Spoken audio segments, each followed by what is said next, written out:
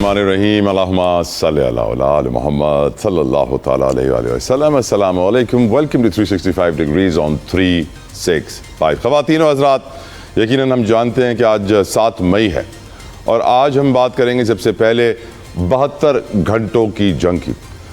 मार्का हक बुनियानुल मरसूस में अल्लाह ताला ने पाकिस्तान को वो कामयाबी अता की जो आज तक पाकिस्तान की तारीख़ में ऐसी कामयाबी हमें नहीं मिली। 72 घंटों में हमने न सिर्फ अपने ट्रेडिशनल या नॉन ट्रेडिशनल थ्रेट्स को ख़त्म किया, बल्कि हमने अपने रिवायती दुश्मन को हमेशा के लिए बता भी दिया कि वो पाकिस्तान से लड़ नहीं सकता। इस बात में कोई शक नहीं। और DGISPR साहब जनरल अहमद शरीफ साहब ने भी यही बात कही कि अब 2 एटमी ताकतें जो पड़ोसी भी हों उनमें जंग नहीं हो सकती। कायदे आज़म के कॉल को दोहराया, no power can undo Pakistan. DGISPR ने यकीनन कौम को याद दिलाया कि इस तारीख़ साज फतह के बाद पाकिस्तान कहाँ खड़ा है दुनिया में और भारत कहाँ खड़ा है।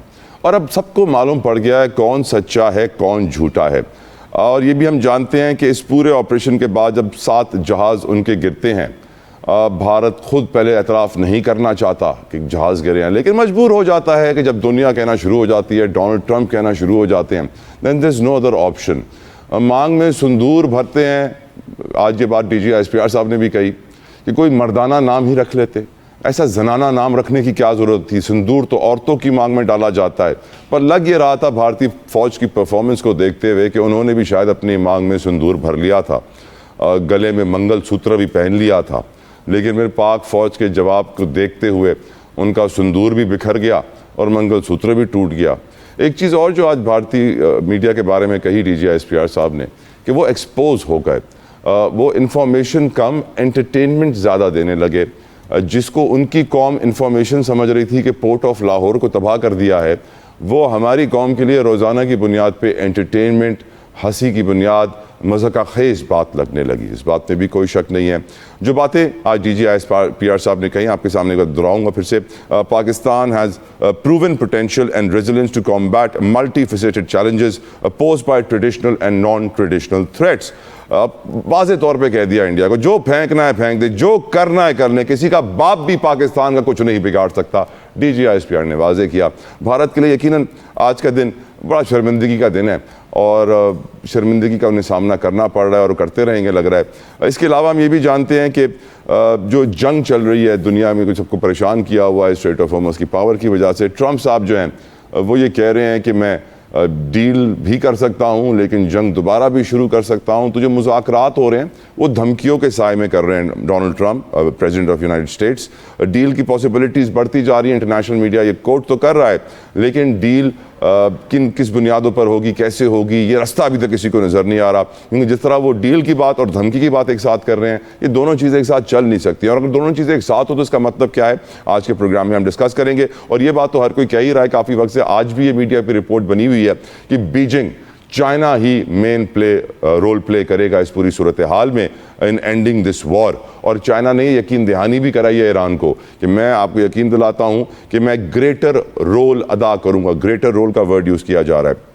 इसके अलावा फॉरेन ऑफिस के स्पोक्स पर्सन साहब ने भी आज ब्रीफिंग दी है कौम को और बताया है कि हमारे मुल्क की लीडरशिप कितनी एक्टिव है, किस तरीके से डिप्लोमेटिक प्रोसेस को आगे बढ़ाया जा रहा है, मुज़ाकरात को कामयाब बनाने के लिए दिन रात एक किए जा रहे हैं। उन्होंने बताया कि 3 मई को हमारे डिप्टी प्राइम मिनिस्टर, हमारे फॉरेन मिनिस्टर ने जॉर्डेनियन फॉरेन मिनिस्टर से बात की। 4 मई को उन्होंने UK के फॉरेन मिनिस्टर से बात की। उससे पहले 2 मई को उन्होंने कुवैती फॉरेन मिनिस्टर से बात की थी। नॉर्वे के डिप्टी फॉरेन मिनिस्टर आए हुए हैं, उनको रिसीव किया गया। उन्होंने इन्विटेशन दिया है पाकिस्तान को ऑस्लो फोरम का। बहुत अच्छी खबर है। 5 मई को ये बताया गया किस तरीके से पाकिस्तान नेवी ने रिस्पॉन्ड किया और भारतीय कश्ती को बचाया। भारतीय कश्ती जिसका नाम MV गौतम था, उसके अंदर उनका स्टाफ फंसा हुआ था क्योंकि कश्ती ख़राब हो गई थी, आगे बढ़ नहीं सकती थी, खाना ख़त्म हो गया था, बड़ा मैल फंक्शन हो गया था, टेक्निकल ग्लिच आ गया था कोई। जिसके बाद पाकिस्तान की नेवी ने न सिर्फ उनको खाना दिया, उनकी कश्ती सही की और उनको मेडिकल एड भी प्रोवाइड की गई। खैर, इसके ऊपर गुफ्तगू का मैं आगाज़ करना चाहूँगा क्योंकि बहुत सारे इशूज़ है जो मैं डिस्कशन करना। मेरे साथ मौजूद मेरे मेहमान भी मौजूद हैं, मैं वेलकम करूँगा। मेरे साथ मौजूद हैं मसूद रज़ा साहब, किसी तारुफ के मोहताज नहीं है। Masood senior anchor person, senior analyst, मेरे पुराने कलीग, मेरे भाइयों की तरह हैं। मसूद अस्सलाम वालेकुम, बहुत शुक्रिया आपके वक्त के लिए, जज़ाकल्लाह खैर। मेरे साथ मौजूद हैं अज़हर जावेद साहब, हमेशा हमारे प्रोग्राम का हिस्सा बनते हैं, हमें इज़्ज़त बख्शते हैं। मैं बहुत शुक्रगुजार हूँ अज़हर साहब आपकी कीमती वक्त के लिए। अस्सलाम वालेकुम व रहमतुल्लाह। और मेरे साथ मौजूद हैं डॉक्टर हामिद खान अल मशरकी, IR एक्सपर्ट, किसी तारुफ के मोहताज नहीं है। इस पूरी इंटरनेशनल सिचुएशन पे हमेशा कौम को ब्रीफ करते रहते हैं और अपना एक्सपर्ट ओपिनियन देते हैं। हामिद साहब अस्सलाम वालेकुम, बहुत शुक्रिया आपके वक्त के लिए, जज़ाकल्लाह खैर। Let's start the discussion with Markae Haq. और मैं इसमें सबसे पहले मसूद आपसे गुफ्तगू का आगाज़ करना चाहूँगा। ये 72 घंटों की जंग ऐसी जंग थी जिसने पाकिस्तान की तारीख की सारी जंगों को एक तरफ कर दिया और इस फतह को एक तरफ कर दिया। जहाज़ पहले 5 हुए, फिर 7 हुए, फिर डोनाल्ड ट्रंप उनको दस्तक ले गए। भारत की शिकस्त, उनका मीडिया एक्सपोज्ड, पाक फौज और पाकिस्तान के अवाम जिस तरीके से एक खड़े हैं और जिस तरीके से आज DG ISPR साहब ने ललकारा कि ले आओ जितने अगले पिछले सिंदूर हैं सारे ख़त्म कर देंगे, जो फेंकना है फेंक दो, देख लेंगे क्या कर सकते हो, हम खड़े रहेंगे। और वाजे कर दिया कि 2 न्यूक्लियर पावर्स इस दौर में लड़ नहीं सकती। Your opinion Masood? बहुत बहुत शुक्रिया तलहा आपका, वालेकुम अस्सलाम, और दोनों जावेद भाई को और मशरकी साहब दोनों को सलाम। देखिए, आज तारीखी दिन है और ये दिन ना पाकिस्तान कभी भूलेगा, ना भारत कभी भूलेगा, ना दुनिया कभी भूलेगी। ये जो जंग 1 साल पहले पाकिस्तान ने लड़ी, ये यकीनी तौर पर दुनिया की वॉर हिस्ट्री और दुनिया की जो कोर्सेज सिलेबस में शामिल की जाएगी, पढ़ाई जाएगी। ये मॉडर्न वॉरफेयर की वो जंग थी जिसमें पाकिस्तान ने साबित किया कि इसका पाकिस्तान चैंपियन है। ग्लोबल साउथ अब इसका चैंपियन बनने जा रहा है। सिर्फ पाकिस्तान नहीं, हमने देख लिया कि इस वक्त ईरान में जो सिचुएशन मौजूद है उसमें भी हमें इसकी झलक नजर आ रही है। तो अमेरिका और अमेरिका के उसके जो इत्तेहादी हैं वो 21वीं सदी की जंग लड़ने के शायद अभी तक उनके जहन में वही चीजें हैं, लेकिन दुनिया, ग्लोबल साउथ उससे आगे निकल चुका है। साउथ एशिया उससे आगे निकल चुका है। पाकिस्तान जैसे ममालिक जो मिड पावर्स हैं उससे आगे निकल चुकी हैं। और यही वजह है कि भारत को बड़ा गुरूर था। देखिए, भारत ने क्या तैयारी की हुई थी। भारत ने रफाल खरीदे हुए थे, पाकिस्तान ने भारत ने बरामूस का जखीरा जमा किया हुआ था, हेरोन और होरोब ड्रोन उसके पास मौजूद थे, S4 बैटरीज उसने लगाई हुई थी और उसकी बड़ी फौज, पाकिस्तान से कोई 5 गुना बड़ी फौज। लेकिन जब पाकिस्तान ने जवाबी हमला किया है तो ये कोई 27 घंटे या 3 दिन की या 72 घंटे की जंग नहीं थी, ये सिर्फ 52 मिनट की जंग थी। 52 मिनट में पाकिस्तान ने भारत की फिजाइया को ग्राउंड होने पर मजबूर कर दिया था। 3 रफाल गिरा दिए, 4 रफाल गिरा दिए, दोनों फिगर कोड किए जाते हैं। इसके अलावा सखोई गिरा दिया, दीगर जहाज गिरा दिए और दुनिया ने इसको देखा। S400 बैटरीज, उसके हमने फायरिंग रेंज में जाकर हमारे जहाजों ने उसको निशाना बनाया। मल्टी वॉरफेयर का जो कॉन्सेप्ट है उसकी अमली तस्वीर वो पाकिस्तान ने पेश की। तो पाकिस्तान की जो कामयाबी है ये सिर्फ यही आके नहीं रुकती है, बल्कि पाकिस्तान ने इसके जरिए फिर जो हमारे देरीना मामलात हैं, चाहे वो वाटर ट्रीटी है हमारी, जिसको भारत ने कहा कि सस्पेंड कर देंगे, उस पर भी पाकिस्तान ने बड़ी पेशरफ हासिल की, आलमी हिमायत हासिल की। फिर कश्मीर का मसला, जो भारत की कोशिश ये थी कि उसको दबा दिया जाए, उसे बायलैटरल रखा जाए, वो एक मरतबा फिर दुनिया के सामने उठकर आ गया। सिर्फ इस वक्त कश्मीर की बात नहीं हो रही, अब पाकिस्तान लद्दाख की भी बात कर रहा है। वो कि पहले भी पाकिस्तान का मौकिफ था, लेकिन अब बरबला इसका इजहार कर रहा है कि लद्दाख जो है वो भी डिस्प्यूटेड टेरिटरी है और उस पर भारत को कोई हक नहीं पहुंचता कि वो किसी किस्म का इंतजामी बंदोबस्त उस पर कर सके। बिल्कुल ठीक, बिल्कुल। तो पाकिस्तान की जो ये कामयाबी है, इसमें भारत का गुरूर खाक में मिला, भारत मोदी का गुरूर खाक में मिला। पाकिस्तान ने जो कामयाबी हासिल की, मुझे बार बार रिपीट करने की जरूरत नहीं है, इतनी मरतबा हम कह चुके हैं, हमारी कौम जानती है, भारत भी जानता है और दुनिया भी जानती है। तो अल्हम्दुलिल्लाह हमें इस पर फख्र है। अब जरूरत इस बात की है कि जो कामयाबी हमने हासिल की है उसको हम मजीद आगे कैसे लेकर जाएं। ये तो हमने देख लिया कि हमने अपनी मिलिट्री इंफ्रास्ट्रक्चर जो है, मिलिट्री जो हमारा ऑर्गेनोग्राम है, उसमें तो हमने तब्दीली की, उसमें तो हम इस्लाहात लेकर आए हैं। हमने ये भी देख लिया कि अब हम J-10 पर इन्हिसार सिर्फ नहीं करेंगे, हमारे पास आने वाले वक्त में J-35 स्टेल्थ 5th जनरेशन जहाज भी मौजूद होंगे, हमारे पास मॉडर्न वॉरफेयर के दीगर तरीके भी मौजूद होंगे, सलाहियत भी मौजूद होगी। लेकिन हमें अपने अंदर जो हमारे माशी मसाइल हैं, हमारे सियासी मसाइल हैं, जो पाकिस्तान को अब मजीद बुलंदी और तरक्की की तरफ लेके जाना है, उसमें हमें क्या किरदार अदा करना है, उस पर हमारा फोकस होना चाहिए। हम इस वक्त दुनिया के लिए मीडिएटर भी हैं। दुनिया के सबसे बड़े कॉन्फ्लिक्ट में हम वो किरदार अदा कर रहे हैं जो पूरी दुनिया नहीं कर सकी, जो यूनाइटेड नेशन नहीं कर सका। तो इस वक्त दुनिया के लिए हम बहुत इंपॉर्टेंट है। और अल्हम्दुलिल्लाह मैं ये कह सकता हूं और इत्तलात की बुनियाद पर, अपनी इंफॉर्मेशन की बुनियाद पर कह सकता हूं कि पाकिस्तान उस जानिब अब आपको बढ़ता हुआ नजर आ रहा है। अगले कुछ दिनों में आप देखेंगे कि जिन रिफॉर्म्स की हम बात करते थे, वो रिफॉर्म्स बहुत तेजी से होती हुई नजर आएंगी और इंशाअल्लाह वो रिफॉर्म्स हो गई तो पाकिस्तान पहले से बहुत ज्यादा मजबूत, बहुत ज्यादा तरक्की याफ्ता और बहुत ज्यादा बेहतर। आपके मुंह में घी, शक्कर, बादाम, काजू, पिस्ते, गुड़, खजूर सब कुछ डालने का दिल चाह रहा है मसूद। अल्लाह ताला आपकी बात सच्ची करे। हामिद खान अल मशरकी साहब, आपका ओपिनियन सर मार्का हक बुनियान मरसूस पे सर। बहुत शुक्रिया तलहा भाई एंड सलाम टू एवरीवन, मसूद भाई एंड अजहर जावेद भाई। सर मैं आपको बताता हूँ बड़ी इंटरेस्टिंग बात। ये जो मार्का हक है, ये हमने भरपूर तैयारी थी हमारी। हमें पता था कि जिस तरह मोदी की जहनीत है और वो जो फाशिस्ट जो आइडियोलॉजी है, जो पाकिस्तान दुश्मनी है, वो कहीं ना कहीं वो कोई ना कोई फॉल्स फ्लैग ऑपरेशन फिर करेगा। जब पुलवामा हुआ तो उसके बाद हमें अंदाजा था। मैं आपको एक हकीकत बताता हूँ, 2024 अक्टूबर नवंबर में मैं नेशनल डिफेंस यूनिवर्सिटी के साथ एक डेलीगेशन था हमारा नेशनल सिक्योरिटी वर्कशॉप का। मैं कामरा एयरबेस पे था, J-10C में अल्हम्दुलिल्लाह मुझे बैठने का शर्फ हासिल हुआ। और मैंने वहां पर जो हमारे कमांडर थे, जो एयरफोर्स के थे, जो कमोडोर साहब थे, मैंने उनसे कहा जी कि क्या ये राफेल का जो मुकाबला हम बात करते हैं, हमने राफेल का तोड़ ये हमारा J-10C है। तो उन्होंने बड़ी खूबसूरत कहा, डॉक्टर साहब ना सिर्फ इंशाल्लाह J-10C बल्कि कौम को हमने ना पाक फिजाइया ने कभी पहले मायूस किया, ना कभी आइंदा करेगी। और ये 4.5 स्टेल्थ टेक्नोलॉजी के साथ J-10C है। ये 5th जनरेशन तो नहीं है जो राफेल का क्लेम है, लेकिन बाकी काम हमारे पायलट कर लेते हैं। जो कमी बेशी है, that was his wording. And Aurangzeb साहब, वो जो बाद में मीडिया में आए, he was part of that briefing as well, I still remember. कहने का मकसद ये है कि पाकिस्तान ने अपने दुश्मन को भरपूर तरीके से शिकस्त दी। मैंने 2021 में कहा, मैंने कहा जी इंडिया का ये जो वहम है कि हम सिर्फ न्यूक्लियर का डेटरेंस रखते हैं या न्यूक्लियर थ्रेट देते हैं, ये उसकी खाम ख्याली है। हमने 65 में भी उनको कन्वेंशनल वॉर में हराया, हमने कारगिल में भी उनको कन्वेंशनल वॉर में हराया, हमने 1948 कश्मीर की वॉर में भी हराया। मैंने कहा हम इंशाल्लाह फ्यूचर में भी कन्वेंशनल वॉर में भी आपको हराएंगे। और ये जो मार्का हक है, बुनियानुल मरसूस है, ये एक बहुत बड़ी सिग्निफिकेंट बन गया पूरी दुनिया के आगे। कि वही जो बात आपने मेरा हाल कल हमने की थी कि man behind the gun is counted, इसी तरह the person sitting on the cockpit was counted. It's not about the fighter jet, it's about the person on the cockpit and the ground staff who is communicating from the ground. ये वो सारा scenario था जो दूसरी जंगे अजीम के बाद, बल्कि तारीखी तौर पर दुनिया की तारीख की सबसे बड़ी डॉग फाइट है। 125 से ज्यादा जहाज जो है वो फिजा में है, तो दुनिया की खतरनाक तरीन डॉग फाइट लड़ी जाती है। पाकिस्तान 20 राफेल लॉक करता है।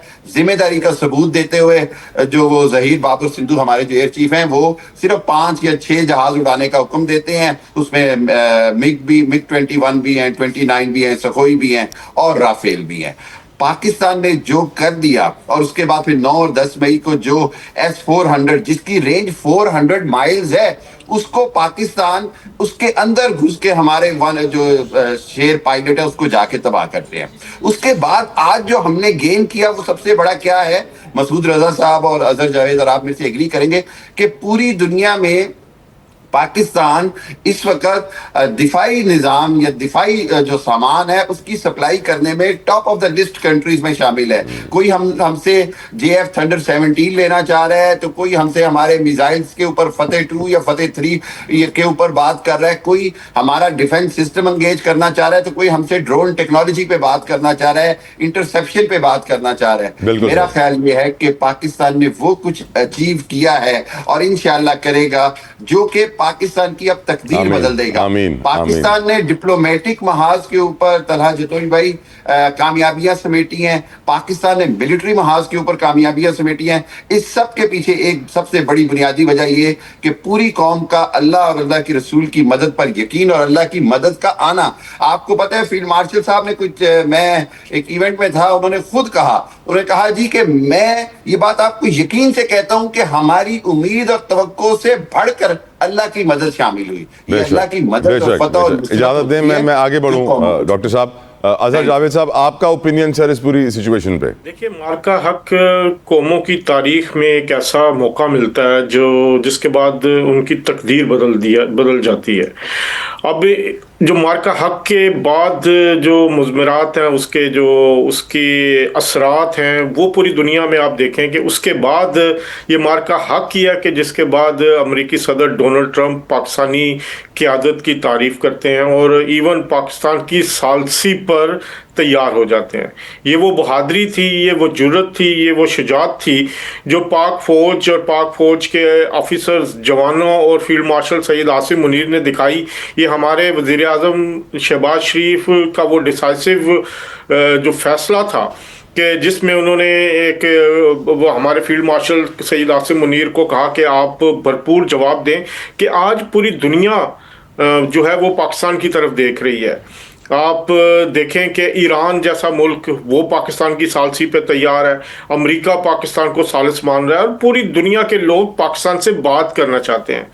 ये जो कुछ पिछले महीने इस्लामाबाद में हुआ ईरान और अमेरिका के मुज़ाकरात के हवाले से, ये उसी मार्का हक की जीत का नतीजा है और उसी मार्का हक का एक क्या लें कि समर है कि इस वक्त पूरी दुनिया में पाकिस्तान एक मोतबर मुल्क के तौर पर उभर के आया है।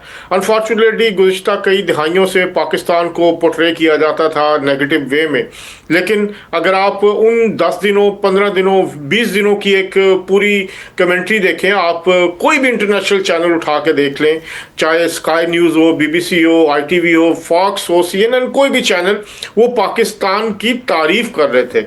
मार्का हक में पाकिस्तान ने जहां अपनी शुजात को, अपनी बहादुरी को तस्लीम करवाया, दूसरी तरफ उन्होंने एक जिम्मेदार स्टेट होने का सबूत भी दिया।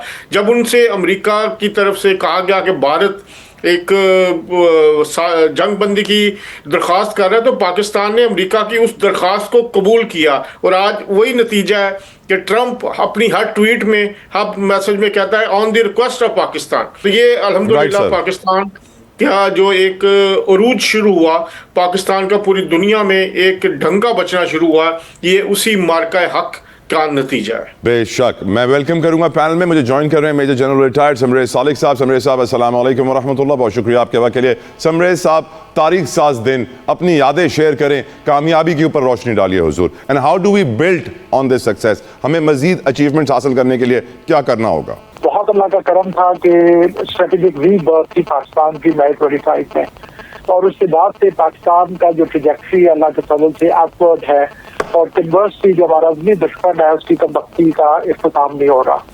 हर दूसरे दिन उसे नई रिवॉल्यूशन में भी उठानी पड़ती है। हैविंग सेड दैट, हमें मतलब बाजार कामयाबी के बाद हमने हम्बल भी होना है। अल्लाह ताला की रजा के साथ हमें ये कामयाबी मिली, आवाम की यकजहती के साथ हमें कामयाबी मिली, आर्म फोर्सेस की प्रोफेशनलिज्म की वजह से हमें ये कामयाबी मिली। तो इसके बाद मैं समझता हूँ कि अगर आगे की आप बात करें तो बहुत अच्छा हमें एक लॉन्च पैड मिल गया है, सफारती महाज के ऊपर, अस्करी महाज के ऊपर, यूनिफिकेशन ऑफ द नेशन के महाज के ऊपर। तो मैं समझता हूँ कि इससे हम बिल्ड कर सकते हैं और हमारे जो इंटरनल चैलेंजेस हैं उनको एड्रेस करने के लिए हम जो है वो अपने हाउस को भी इन ऑर्डर कर सकते हैं। Well said. बिल्कुल, हमें अपने हाउस को इन ऑर्डर लाना चाहिए, जिस तरह मसूद ने भी रिफॉर्म्स का जिक्र किया कि very soon we'll see those reforms coming in. आज फॉरेन ऑफिस की ब्रीफिंग में हमें मालूम पड़ा कि हमारे foreign minister, deputy prime minister साक डार साहब बड़े बिजी रहते हैं। बताया गया 2 मई को उनकी कुवैत के फॉरेन मिनिस्टर से बात हुई, 3 मई को जॉर्डेनियन फॉरेन मिनिस्टर से, 4 मई को यूके के फॉरेन मिनिस्टर से, और 4 मई को उन्होंने नॉर्वे की डेप्यूटी फॉरेन मिनिस्टर को रिसीव किया और उनसे इन्विटेशन भी लिया गया। उन्होंने इन्वाइट किया पाकिस्तान को ऑस्लो फोरम में आने के लिए। पाकिस्तान की इस वक्त डिप्लोमेसी लाजवाब है और हर पाकिस्तानी बड़ा खुश है। हमारा सीना फ़ख्र से और चौड़ा हो गया है, सर ऊंचा हो गया है। ख्वाहिश एक ही है जो हम पहले ही बात कर रहे थे कि हमें इस कामयाबी के ऊपर ऐसी कामयाबियां हासिल करनी है जिससे आम आदमी की ज़िंदगी बेहतर हो। हमें अपने अंदरूनी मसाइल भी हल करने हैं, हाउस को ऑर्डर में लेके आना है। लेकिन ऑफ कोर्स इस सब के लिए बहुत ज़रूरी है कि हम माशी हालात बेहतर करें। और मैं ये समझता हूँ कि इस जंग की सूरत हाल में हमें एक उम्मीद की किरण मिली है कि शायद वो दिन आ जाए कि हम ईरान से सस्ती बिजली, सस्ती गैस, सस्ता पेट्रोल ले सकें और हम अपनी मुश्किलात पावर सेक्टर की आसान कर सकें। वो आसान हो गई, बाकी सारी बहुत जल्दी आसान हो जाएंगी। इस पर गुफ्तगू करेंगे। और पहले मैं अजहर जावेद साहब आपकी तरफ आना चाहूँगा, जो हमारी इस वक्त मुल्क की लीडरशिप है। इसहाक डार साहब, हमने उनको टूटे हुए हाथ के साथ चाइना जाते हुए देखा। इस वक्त जिस तरीके से रोज़ाना वो डिप्लोमेसी कर रहे हैं, हर मुल्क के लीडर से बात कर रहे हैं, लग ये रहा है कि इस वक्त पाकिस्तान के पास एक कमाल अपॉर्चुनिटी है जिससे अगर हम सही फ़ायदा उठाएं तो हर पाकिस्तानी का भला हो सकता है। अजहर साहब, योर ओपिनियन। जी बिल्कुल तला साहब, मैं तो इसहाक डार साहब के साथ मुझे यहाँ लंदन में काम करने का मौका मिला जब ये 3 साल यहाँ पे एग्जाइल में थे। तो यहाँ पे जो मुस्लिम लीग नून का ऑफिस था तो वो वहाँ पर एक मेन शख्सियत थे, तमाम मामलात को देखते थे। और वहाँ पे भी वो तकरीबन 16-16 घंटे, 18-18 घंटे तक उन्होंने काम किया। तो वो सारा एक जो उनकी तबीयत में काम करने का अंसर है अंतक, वो उसकी तो मुझे ज़ाती तौर पे भी मैं गवाऊँ। अब आप देखें ना, ये सारा जो कुछ पाक अमरीका पे उससे पहले जब लड़ाई हुई थी पाकिस्तान और भारत के दरमियान, मार्का हक हुआ, उसके दौरान भी पाकिस्तान की सफारती कामयाबियां बहुत अहम थी उस जंग के दौरान। उससे पहले और दुनिया को बताना कि देखिए ये हमारे पे जो पहलगाम का अटैक का इल्ज़ाम लगा है वो झूठा है, गलत है, उसको भी दुनिया को कन्विंस किया गया उस पर। उसमें भी फॉरेन ऑफिस की इसहाक डार साहब की बहुत अनथक मेहनत थी। हमारे तमाम मिशंस जो फॉरेन मिशंस थे उन सब ने बड़ा ज़बरदस्त काम किया। अब फिर पाक ये ईरान और अमेरिका के दरमियान मुज़ाकरात के दौरान आप देखिए कि कौन सा मुल्क था जो पाकिस्तान से बात नहीं करना चाहता था। तो ये इस वक्त जो सम्राट है पाकिस्तान को, अब इसको कैपिटलाइज करने के लिए जो मामलात हैं उसको अब आगे बढ़ने की ज़रूरत है। मेरा ख्याल है अभी जो इंटरनली मैंने अभी आज भी देखा हूँ, उससे पहले भी मैं तकरीबन महीना पाकिस्तान में रहा, वज़ीर-ए-आज़म से भी मेरी मुलाकात हुई, तो वो इसमें सारा एक चीज़ उसको अब फाइनल करके आगे लेके जा रहे हैं। ये बजट बड़ा अहम होगा। इस बजट में जहां एक सरमायाकारों को आप तहफ़्फ़ुज़ दे रहे हैं, सरमायाकारों के लिए नई स्कीम्स लेके आ रहे हैं, फिर एक सबसे बड़ी जो डेवलपमेंट मुझे जो नज़र आ रही है वो रियल एस्टेट सेक्टर्स को दोबारा खोला जा रहा है। 1 करोड़ रुपए तक का कर्जा दिया जा रहा है लोगों को घर बनाने को। उससे एक इकोनॉमिक एक्टिविटी शुरू होगी, जिससे नीचे तक जो मजदूर है तकरीबन 20 से 25 इंडस्ट्रीज उससे चलनी शुरू होंगी। तो मेरा ख्याल है इस वक्त वज़ीर-ए-आज़म पाकिस्तान जो है वो काफ़ी फिक्रमंद भी है। उस मुलाकात में भी तकरीबन उन्होंने मुझे यही कहा कि अब हम अपने आम आवाम तक, आम आदमी तक इसके सम्राट लेके जाना चाहते हैं। इसके अलावा आपको पता है दुबई की जो सिचुएशन है, उसके बाद जो सरमाया उधर जाना खत्म हो बंद हो गया और वहां वाला वापस आ रहा है। तो हुकूमत को इसको भी देखते हुए अब 10 से 10 स्कीम्स वो आनी चाहिए। बिल्कुल ठीक सर। अब जनरल समरेज साहब, सर एक आपके सामने एक सिनारियो रख रहा हूँ, एक एग्जाम्पल रख रहा हूँ। पहले हम टाइम मांगते थे मिलने के लिए, आज वो टाइम मांग रहे हैं हमसे मिलने के लिए। तो ये जो नई नई इज्जत हमारे पास आई है, क्या हम इस इज्जत को सही तरह इस्तेमाल कर पाएंगे? जनरल समरेज, खूबसूरत एनालॉजी क्रिएट की, लेकिन मैं ये कहना चाहूंगा कि इस तरह की जो रेलेवेंस है ना, जो पाकिस्तान की पहले भी आ चुकी है। मतलब अगर हम बात करें, जब सोवियत यूनियन अफगानिस्तान में आया, फिर उसके बाद वॉर ऑन टेरर चली, मैं खुद जनाब मुशर्रफ के साथ कंपनी कर रहा था जब हमें प्रेसिडेंट बुश ने एक हॉलीडे पे व्हाइट हाउस पे रिसीव किया। I was part of the delegation. तो मेरे नजदीक ये इज्जत, ये वकार हमें पहले भी मिल चुका है। इसको हम इंशाल्लाह जॉब कर लेंगे, कोई ऐसा मसला नहीं है। लेकिन जो आपने दूसरी चीज आइडेंटिफाई की है, किसी भी कामयाबी के बाद हमारे हाथ में होता है कि हम हम्बल होते हैं या हम एरोगेंट होते हैं। और मेरे नजदीक जरूरी होगा कि हम हम्बल हों, अल्लाह का शुक्र अदा करें और आगे को देखें। इसमें कोई शक नहीं कि आज का दिन हमारे लिए बहुत काबिल फख्र है, सेलिब्रेशन का दिन है। जितना हम सेलिब्रेट करें कम है, जितनी हम मुबारकें दें कम है, लेकिन उससे कहीं ज्यादा जरूरी है कि हम आगे को देखें। हमारी जो बाकी वल्नरेबिलिटी जो नए 25 से पहले थी, जिनमें से कुछ अभी भी है, उनको हमें एड्रेस करना बहुत जरूरी है। क्योंकि अगर हम अंदर से स्ट्रांग होंगे तो हम बाहर के चैलेंजेस को बेहतर हैंडल कर सकेंगे। और आई एम श्योर कि हमारी लीडरशिप इन चीजों के ऊपर फोकस करेगी। आमीन आमीन। बहुत अच्छी बात की आपने जनरल साहब। मसूद, आपकी तरफ आना चाहूंगा। ये जो नई इज्जत हमें मिली है, हमें हजम हो जाएगी, और जो बात हम चाहते हैं, जो हम एक्सपेक्ट कर रहे हैं कि हम्बल हो हमारी लीडरशिप और इस विक्ट्री के ऊपर मजीद विक्ट्रियां हासिल करे, वो हो पाएगा? मसूद जी, समृद्ध सारिक साहब को भी सलाम। देखिए तलब, बड़ी जबरदस्त पाकिस्तान को ये इज्जत मिल रही हो। पाकिस्तान वो मुल्क है जिसने चाइना और अमेरिका के दरमियान ब्रिज का किरदार अदा किया। तो हमें ये तमाम इस तरह की सिचुएशन से हम गुजरते रहे। लेकिन सबसे बड़ा मसला हमारा ये रहा कि, और आज भी मौजूद है, कि मुल्क में इलीट कैप्चर है। यस। पाकिस्तान में बड़ा सरमाया आता है, वो जाया हो जाता है, वो कुछ खानदानों की नजर हो जाता है, कुछ शख्सियात की नजर हो जाता है। पाकिस्तान में इंसाफ की फरावारी होनी चाहिए। पाकिस्तान में एक ट्रू पॉलिटिकल सिस्टम होना चाहिए। पाकिस्तान के अंदर तालीम और सेहत और मिडिल क्लास, जो गिरती हुई, टूटती हुई, बिखरती हुई मिडिल क्लास है, इसके लिए कुछ होना चाहिए। तो इसके लिए रिफॉर्म्स की जरूरत है। हमें पता है कि पाकिस्तान में कहां कहां किस तरह के कुछ स्कैंडल्स तो ऐसे हैं पाकिस्तान में, जो हर साल हमें पता है कि आएंगे। मिसाल के तौर पर गंदम का स्कैंडल हर साल आ जाता है। मिसाल के तौर पर चीनी का स्कैंडल हर साल आ जाता है। हमें पता है कि बिजली कब कब महंगी होती है और किन किन वजह से होती है, और IPPs का क्या इसमें किरदार है, या इस तरह के मामला जो हमें अजबर हो चुके हैं। अब इससे अगर हम आगे निकलते हैं तो इसका मतलब है कि हमने इस कामयाबी को एब्जॉर्ब भी किया है, बर्दाश्त भी किया है, हम इसके काबिल भी हैं। क्योंकि जैसे जनरल साहब ने भी कहा कि माजी में ऐसी कई मौके आए हैं, लेकिन उसके बाद भी हमने सबक नहीं सीखा। तो अब अगर हम वो सबक सीख लेते हैं और हम वाकई ट्रांसलेट करते हैं इसको, ठीक है, दुनिया में हमारी बड़ी पहचान हो गई, दुनिया में हमारा बड़ा रुतबा हो गया, लेकिन अपनी नजर में, अपनी आवाम की नजर में, क्या हम उसको वो रिलीफ देने के काबिल होंगे? पॉइंट है। इतने अच्छे इंटरनेशनल रिलेशंस हैं, तो हम वो इन्वेस्टमेंट लेकर आ सकेंगे जिसकी मुल्क को जरूरत है। डॉक्टर मशरकी, आपकी नजर में इज्जत हमें हजम हो जाएगी हुजूर, और क्या ये इज्जत गरीब आदमी को भी मिलेगी? बहुत इंपॉर्टेंट क्वेश्चन। देखिए, मैं समझता हूं कि हम्बल होना बड़ा जरूरी है।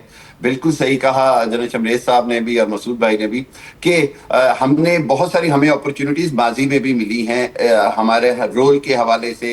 बिल्कुल चाइना का रोल, चाइना की अमेरिका मीटिंग ले ले, रशिया का ले लें, 9/11 ले लें, उसके बाद ले लें।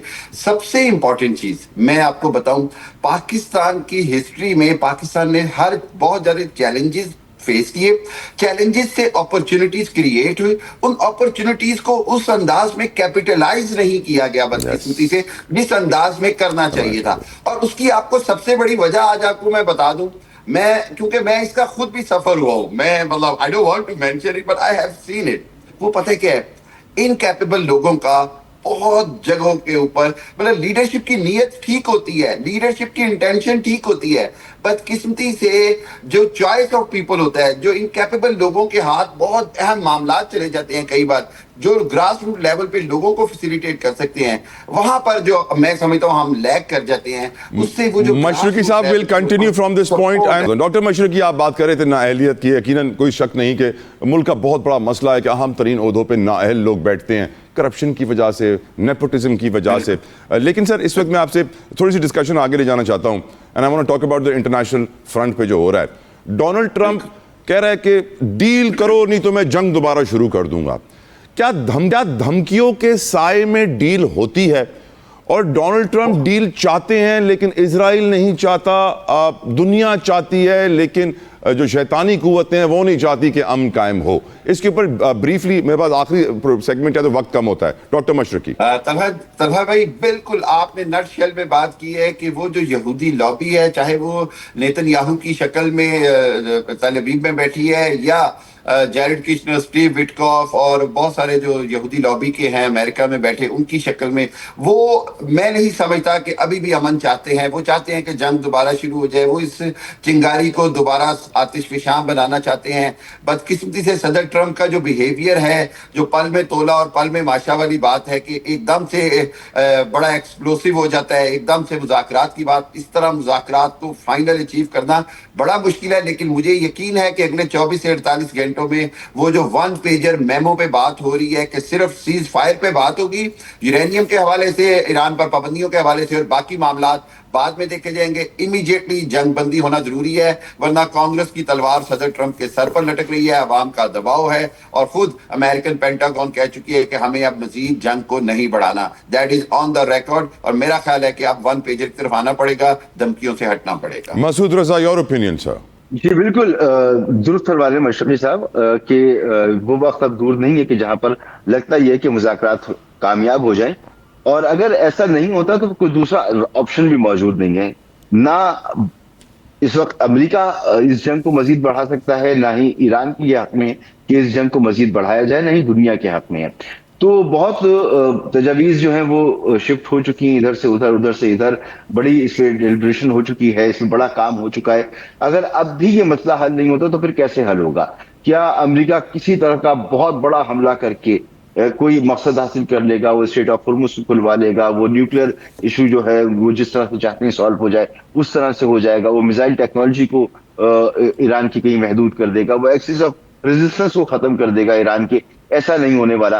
और क्या ईरान जो है वो आपदाए हॉर्मुज़ को बंद रखकर अमेरिकन ब्लॉकेट को खत्म कर देगा? और इन दोनों की वजह से क्या अगर मुआहिदा नहीं होता तो दुनिया के जो मसाइल हैं, मईशतों के मसाइल हैं, वो खत्म हो जाएंगे। तो दुनिया एक वॉर फटीक में आ चुकी है, ये दोनों मुल्क वॉर फटीक में, हम भी इसको बुरी तरह से महसूस कर रहे हैं। तो मुझे लगता है कि इसका कंक्लूजन, इसका एंड जो है वो आने वाले चंद दिनों में मुतवक्के है और वो हो जाएगा। तो डोनाल्ड ट्रंप के जो बयानात हैं उन पर तवज्जो ना दिया करें तला भाई, मैं भी नहीं देता। मैंने इतना सीख लिया है कि अब जो एक्शन होता है उसको देखें, और एक्शन ये है कि तजावीज एक मरतबा फिर ईरान के पास मौजूद है और वो अमेरिका के पास भी पहुंचा दी गई हैं।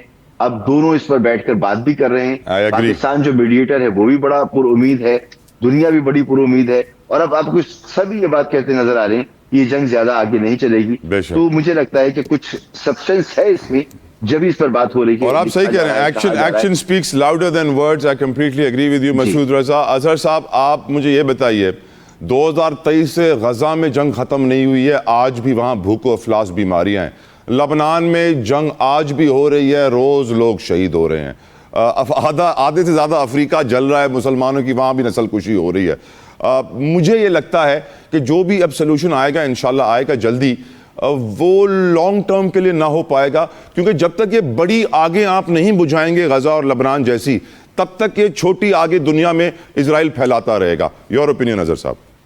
तला साहब देखिए, गजा में जो कुछ हुआ, लेबनान में कुछ हुआ, जो कुछ हुआ, लेकिन ईरान में जो हो गया वो अमेरिका ने भी नहीं सोचा था। ईरान पे हमला तो अमेरिका ने इसलिए किया था कि एक हफ्ते के अंदर अंदर हम रजीम चेंज कर देंगे, अपनी मर्जी के लोग लाएंगे और वहाँ से निकल आएंगे, लेकिन वो एक दलदल में फंस गया।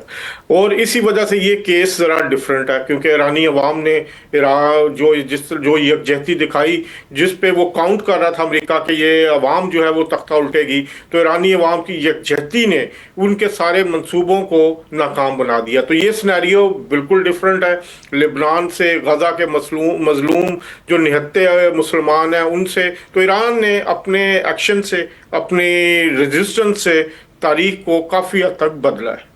बहुत बहुत शुक्रिया अजहर जावेद साहब, बहुत बहुत शुक्रिया मसूद रजा साहब, बहुत बहुत शुक्रिया डॉक्टर हामिद खान अल मशरकी साहब। मैं तमाम मेहमानों का बेहद मशकूर। शुक्र का वक्त ख़त्म होता है। दुआ करता हूँ हमेशा अल्लाह ताला हमसे राज़ी हो, दुनिया के मुसलमानों से राज़ी हो, दुनिया में जंगें ख़त्म फरमा, और जो मुसलमानों पर मजालिम ढा रहे हैं उनका भी खात्मा फरमा। बेशक या अल्लाह तेरे सिवा कोई इबादत के लायक नहीं। आप भी मेरे साथ कहिए आमीन। Until next time, I will see you next on Monday. अपना ख्याल रखिएगा।